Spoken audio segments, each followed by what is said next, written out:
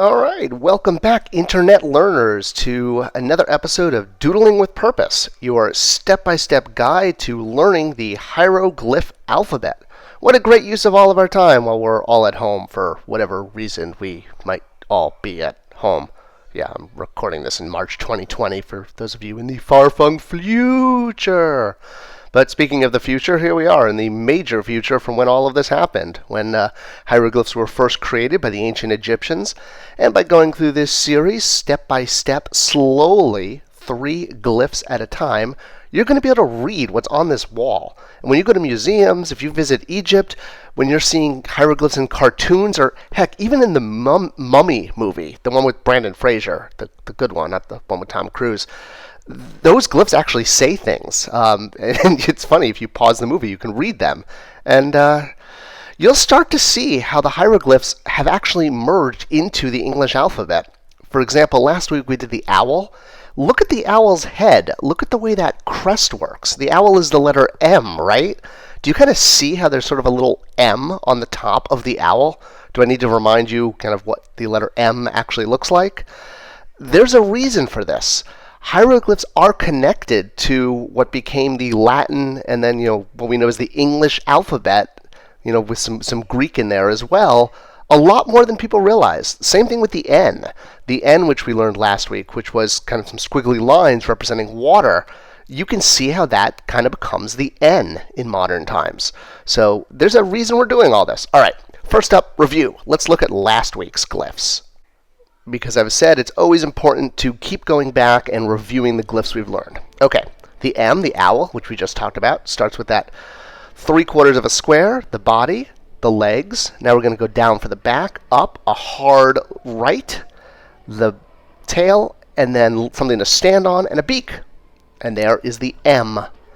The N, again, is that squiggly line, which represents water or energy.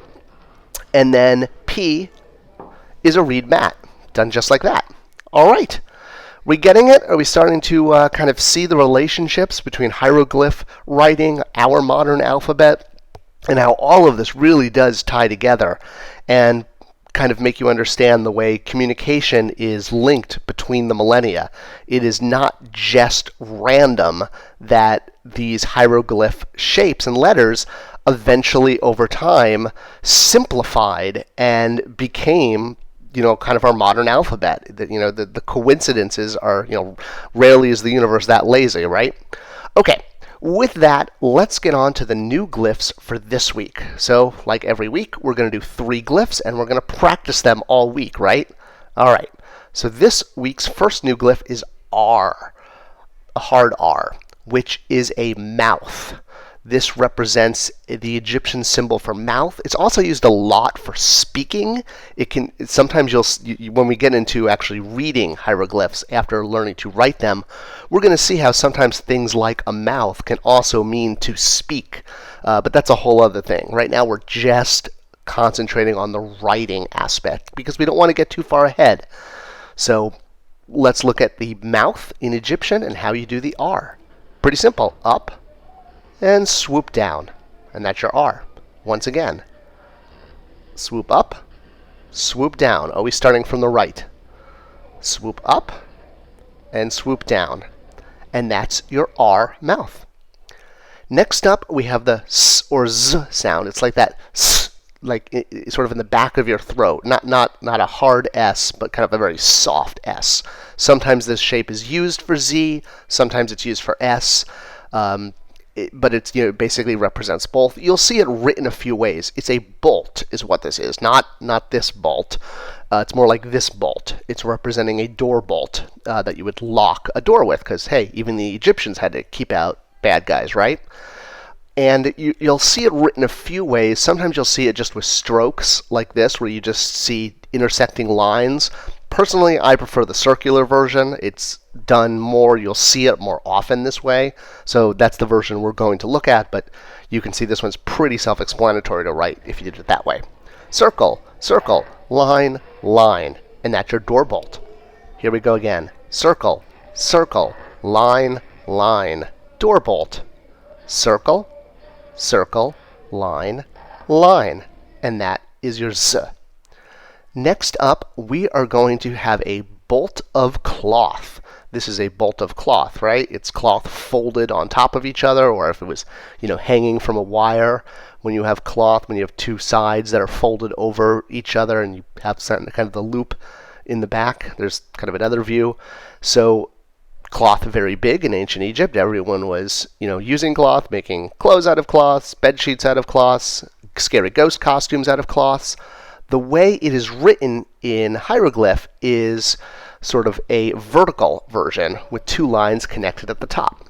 Now, what you don't want to do is candy cane. You don't want to just write it like that. It's not a candy cane. The proper way to write it is line, short line, and then connect. Again, that was line, short line, and connect. One more time. Line, short line, connect. It's very important to write these the proper way, and we know that from the way we can see scribe lines in the ancient papyrus. And, again, knowledge is power. Writing these things the correct way will help you not only learn the proper form and not pick up bad habits, if you will, like if you played an instrument poorly, but remember that it took 7 years for an ancient scribe to learn all of the hieroglyph. 7 years. So the fact that we're going week by week and slowly like this is a normal thing. Even Egyptians didn't rush into it. They knew good things take time and patience to do. I'm not saying it's going to take you 7 years, but practice, practice, practice, and it's amazing what kind of skills you can pick up. We're almost at the end of the single consonants, and you're going to be able to write your name, you're going to be able to write simple words, and soon you will rule over all of ancient Egypt. Yeah, okay, well maybe not, but at least you'll be able to write in ancient Egypt. Thank you guys so much. If you like these lessons and you're looking for more things to do in your spare time while at home, whatever reason we're at home, hey, subscribe to this channel. I'd really appreciate the support, and I'll see you next time.